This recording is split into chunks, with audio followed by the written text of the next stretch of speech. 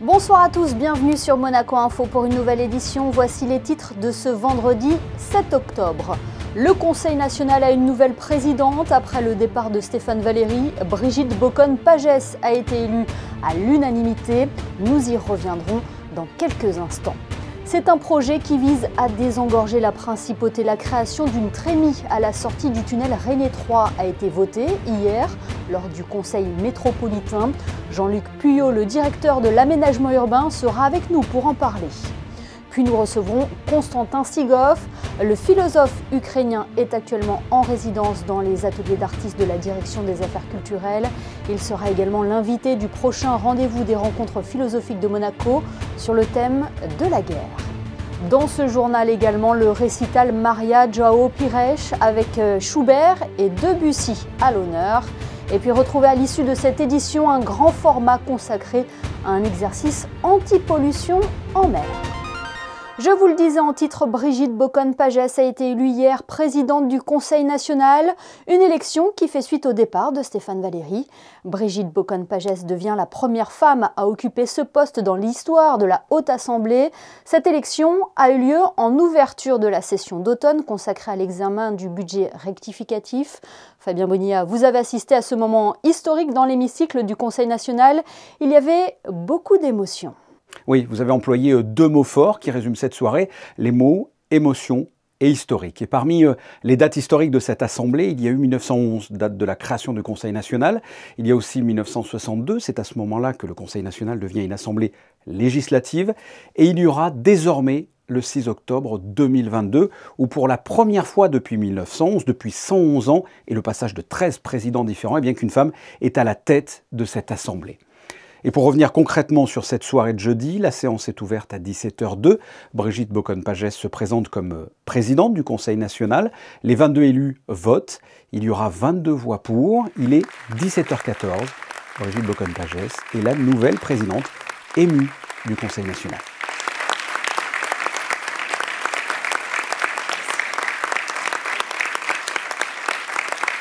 C'est avec une grande émotion que j'occupe désormais à part entière cette fonction. C'est un honneur dont je mesure d'autant plus la portée que ce siège était occupé par Stéphane Valéry. Comment ne pas avoir une pensée sous forme de remerciement pour celui qui aura tant marqué l'histoire de cette Assemblée au profit de notre communauté nationale et de la principauté tout entière. Chers collègues, en m'élisant, vous avez fait le choix de la continuité. J'ai conscience de la valeur symbolique de cette élection. Voilà qui, je l'espère, inspirera dans la poursuite de leurs rêves toutes les jeunes femmes qui nous regardent. Vous me permettez également d'avoir une pensée pour ma famille et mes proches qui m'accompagnent depuis tant d'années. C'est grâce à leur soutien que je vais désormais me consacrer sans compter à cette belle tâche, comme je le faisais déjà dans mes fonctions de vice-présidente. Viva o Principe, viva Monaco, je vous remercie. Brigitte Boccon-Pagès rentre dans la vie politique en 2001 à la création de l'UP, l'Union pour la Principauté, créée par Stéphane Valéry. Elle est élue en 2003 pour un premier mandat.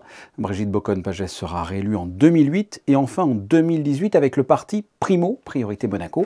Elle est la nouvelle présidente du Conseil national. Brigitte Boccon-Pagès a été félicitée par l'ensemble des élus de tous bords ainsi que par le gouvernement. Je tiens, Madame la Présidente, à vous adresser mes sincères et chaleureuses félicitations pour votre élection, au nom du gouvernement, pour votre récente élection et vous formuler mes vœux chaleureux de réussite dans vos nouvelles fonctions.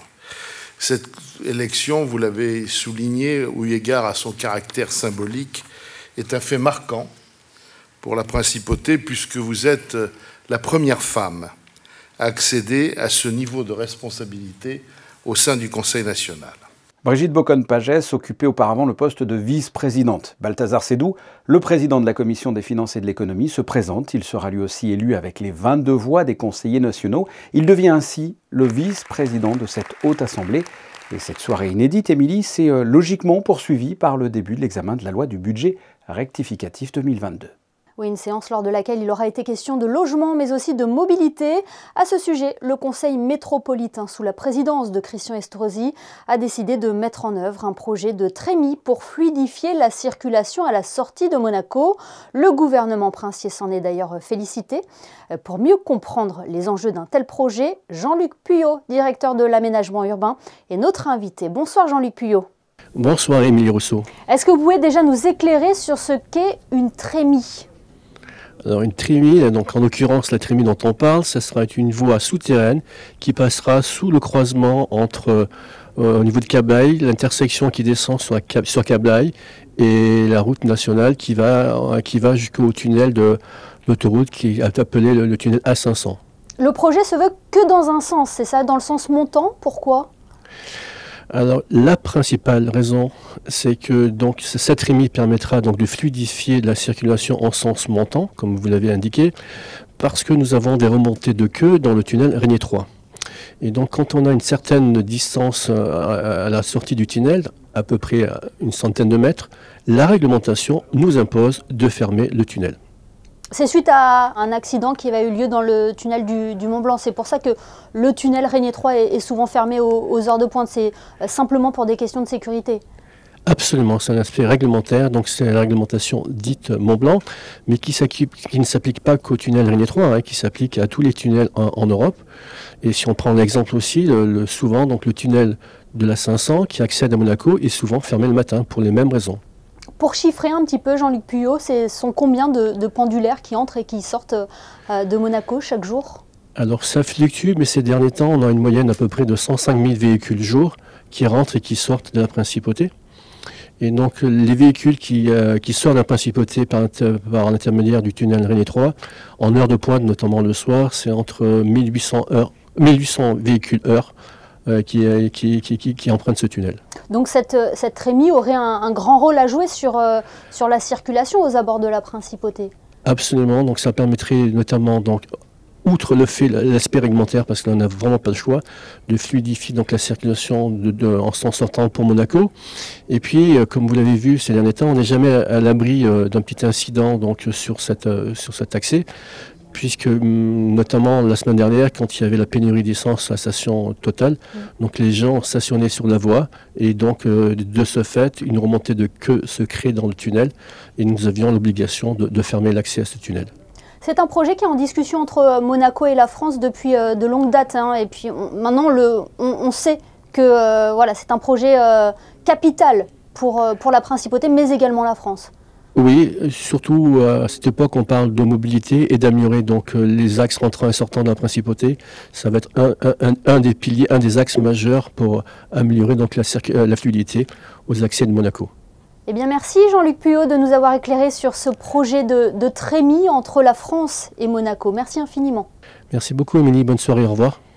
Dans un tout autre domaine, une délégation autrichienne était en principauté aujourd'hui pour visiter les locaux de Siwergi, l'usine de production de chaud et de froid, et pour rencontrer plusieurs acteurs du tissu économique monégasque. Je vous propose d'écouter à ce sujet Guillaume Rose, le directeur général exécutif du Monaco Economic Board, ainsi qu'un membre de la délégation autrichienne. Cette délégation vient de Carinthie, qui est une région très dynamique d'Autriche et qui peut nous proposer des nouvelles solutions en termes d'énergie, en termes de construction, en termes de bâtiments. Et tout ça, c'est un apport de savoir-faire aux entreprises monégasques. Donc nos entreprises membres sont très intéressées. Nous avons un gros carnet de rendez-vous. Nous irons chez Monaco Tech aussi, qui nous accueille pour parler des solutions bien évidemment digitales, mais toujours autour du thème de l'énergie et de la construction. Nous travaillons dans le métier de l'énergie. Ils veulent venir ici parce que pour moi, la Monaco est aussi un petit peu une fenêtre to the world. Et c'est pourquoi nous aimerions bien venir à Monaco, visiter nos amis là-bas et surtout travailler ensemble avec le Economic Board. Travailler ensemble, j'imagine, pour des collaborations futures. On sait un petit peu déjà dans quel secteur, sur quels axes de travail? Pour aujourd'hui, c'est le domaine de l'énergie. On va avoir aussi du networking entre des sociétés autrichiennes et des sociétés monégasques. mais nous irons préparer dans le futur des autres voyages de business dans des autres domaines. En fait, c'est le principe des pompes à chaleur, comment ça fonctionne. Pour les Autrichiens, c'est ce modèle, c'est quelque chose d'important parce que c'est évidemment, ils n'ont pas la mer après d'eux. Donc du coup, on est sur un intérêt très fort de la part de ces gens qui sont dans l'énergie. Un échange de savoir-faire bienvenu donc. En football, l'AS Monaco a dominé Trabzonspor hier au Stade Louis II. En supériorité numérique, une grande partie du match, les Monégasques se sont imposés 3-1 face aux Turcs en Europa League grâce à un doublé de Ben Yedder et un but d'Axel Disasi. Prochain défi pour les Rouges et Blancs dès dimanche à Montpellier en Ligue 1. Faisons plus ample connaissance à présent avec Konstantin Sigov, le philosophe ukrainien dirige le Centre européen à l'Université de Kiev. Il sera l'un des prochains invités des rencontres philosophiques de Monaco, jeudi 13 octobre, avec un rendez-vous sur le thème de la guerre. Un thème qui est malheureusement d'actualité depuis près de 7 mois dans le pays de Konstantin Sigov, qui nous fait l'honneur d'être avec nous ce soir. Bonsoir. Bonsoir. Vous avez toujours eu une parole franche et sans détour sur la guerre qui oppose la Russie à l'Ukraine. Ce conflit dure. Quel est votre sentiment aujourd'hui ? Beaucoup de gens ont donné leur vie pour notre liberté et la vôtre. Donc, et en même temps, j'attends aussi les voix en Occident qu'il faut se préparer et envisager une victoire ukrainienne. Il faut penser l'époque après Poutine.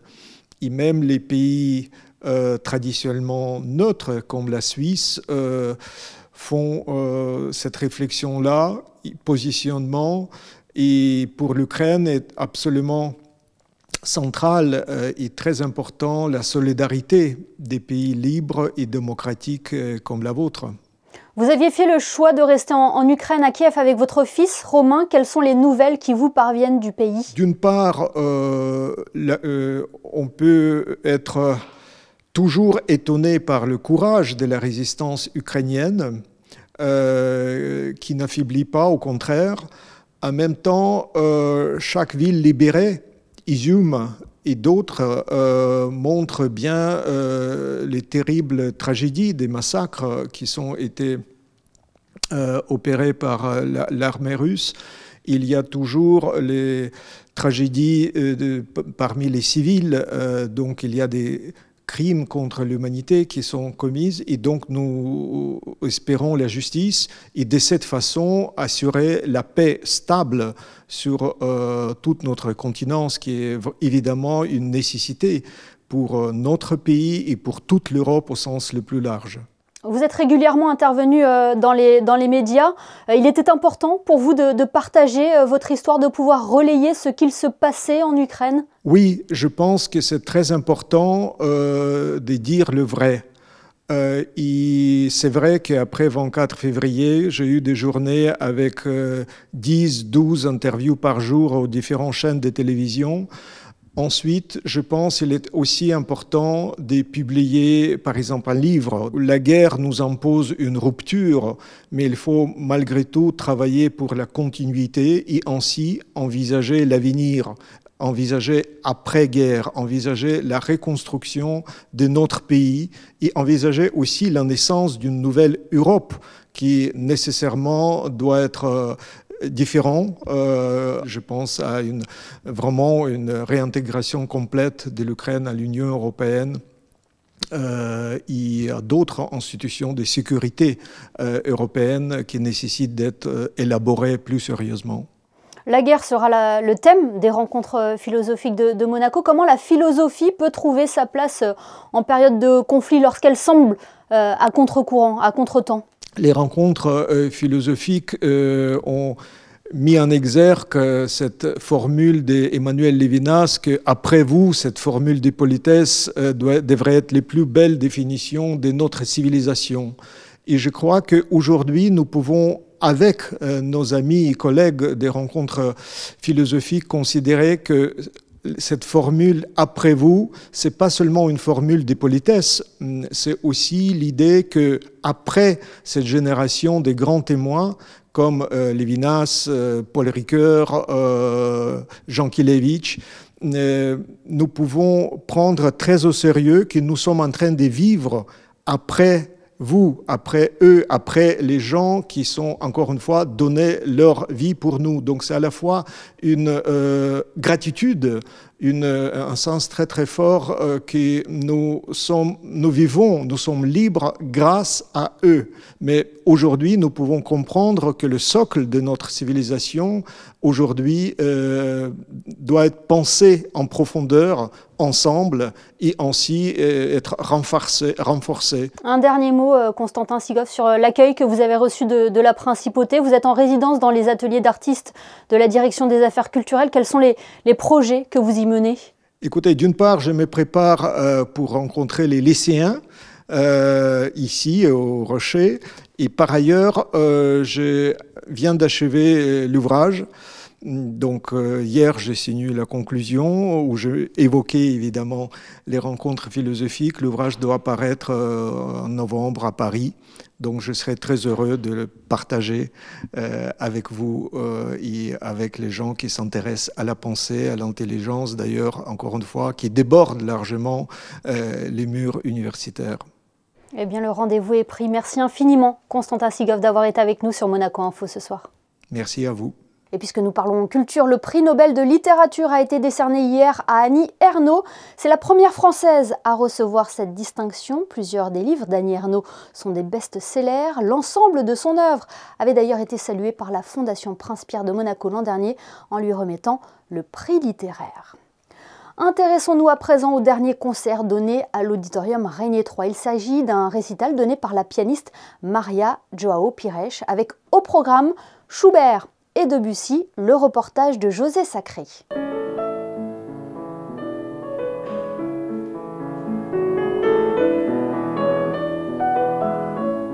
Maria Joao Pires, une pianiste d'exception, une femme chaleureuse, attachante et toujours disponible. Malgré le stress, elle nous a reçus dans sa loge juste avant son récital, jeudi 6 octobre.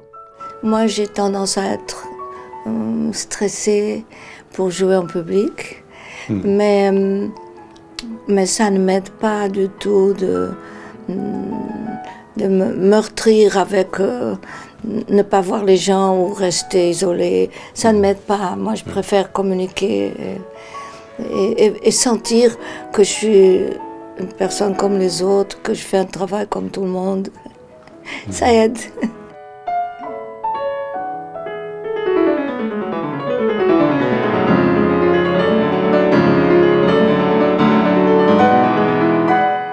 Le succès de Maria Joao Pires et sa longue carrière ne l'empêche pas de travailler toujours beaucoup avant chaque concert. La recherche de la perfection? Je ne pense pas que c'est la recherche de la perfection. C'est la recherche de trouver le contact avec la source de la musique et trouver les bons moyens de pouvoir transmettre. La perfection, c'est pas quelque chose qui me plaît vraiment parce que c'est quelque chose qui peut nous dévier d'une vérité. Les pianistes de grand talent se succèdent sur la scène de l'Auditorium Régnier III dimanche prochain. C'est Alexandre Kantorov qui jouera le concerto pour piano numéro 1 de Rachmaninoff.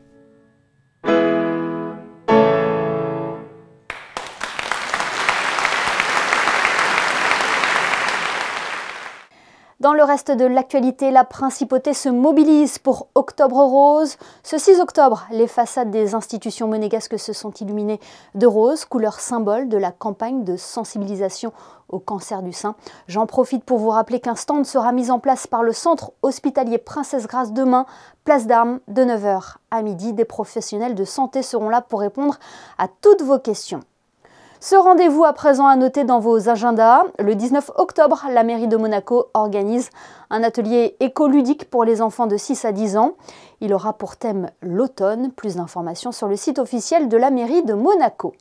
Nous vous emmenons en Italie à présent suivre un exercice nécessaire en prévision d'une possible pollution en mer. L'opération s'appelle Ramoshpol et mobilise 3 États. Vanessa Dessy, vous êtes à une 60aine de kilomètres de la Principauté, du côté d'Imperia en Italie, avec Thomas Deus, et vous avez suivi cet exercice pour Monaco Info. Conscient de la nécessité de préserver la Méditerranée, la Principauté, la France et l'Italie mettent ensemble des actions communes afin de limiter la pollution marine.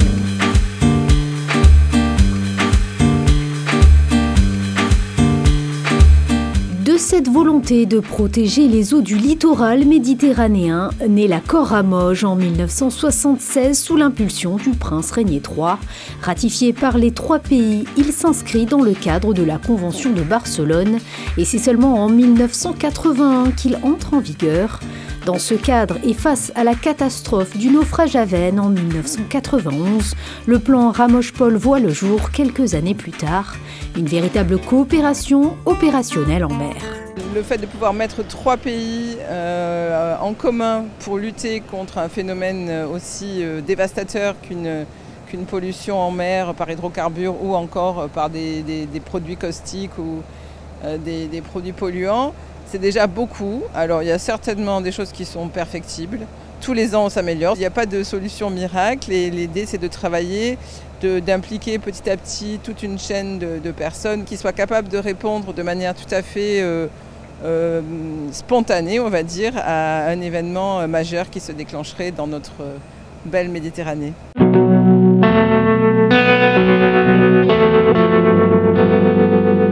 Et chaque année, l'exercice est bien rodé. Une nouvelle simulation a eu lieu au large du port d'Imperia en Italie. Un navire-citerne transportant de la soude caustique lance un Mayday en signalant une explosion à bord, provoquant ainsi une fuite dans la coque côté tribord. L'idée, c'était qu'il y avait un bateau qui était sur site, un navire-citerne sur lequel une explosion avait lieu et duquel se déversait et du fuel et aussi de la soude caustique. Et c'est une première dans un exercice anti-pollution. Après plusieurs observations du site, le plan Ramoge-Pol a été déclenché. Le plan Ramoge-Pol aura permis un déploiement de 18 moyens aériens et maritimes. Au cours de l'exercice, pas moins de 3 systèmes de prévision de déplacement d'hydrocarbures ont été activés, mis en œuvre par le ministère de la Transition écologique et par l'intermédiaire de la société Castalia à bord du Portofino, un navire anti-pollution. Chacun à son poste, ces hommes ont acquis des réflexes communs. Ils ont aujourd'hui la capacité d'intervenir rapidement en cas de pollution accidentelle. Le process est très précis.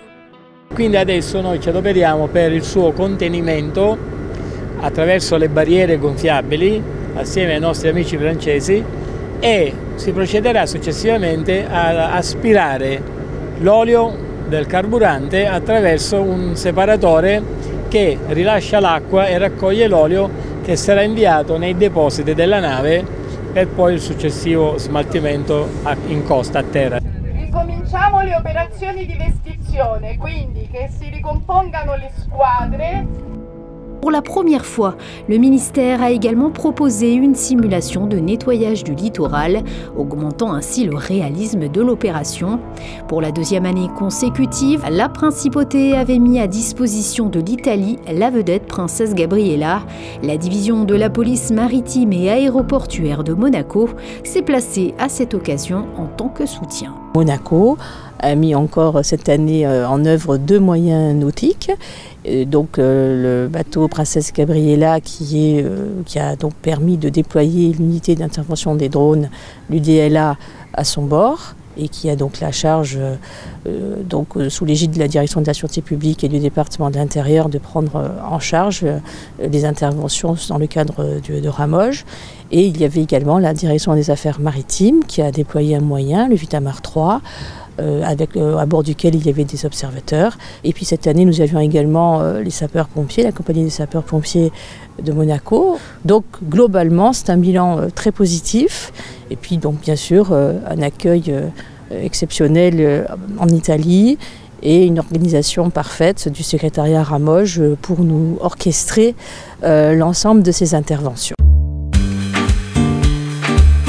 Vous venez de le voir, d'importants moyens maritimes et aéroportuaires sont aujourd'hui, grâce au plan Ramoge-Pol, au service de l'environnement. Ce journal touche à sa fin. Avant de nous quitter, jetons un coup d'œil sur vos prévisions météo. Quelle est la tendance pour le début du week-end, Frédéric Hélion? Le temps sera variable, Émilie, samedi, avec une journée coupée en deux, une matinée ensoleillée. Puis les nuages feront leur apparition à la mi-journée pour devenir bien denses dans l'après-midi. Quelques gouttes de pluie pourraient tomber dans la soirée. Les températures seront comprises entre 15 et 21 degrés. Samedi 8 octobre, ce sera la Sainte-Pélagie.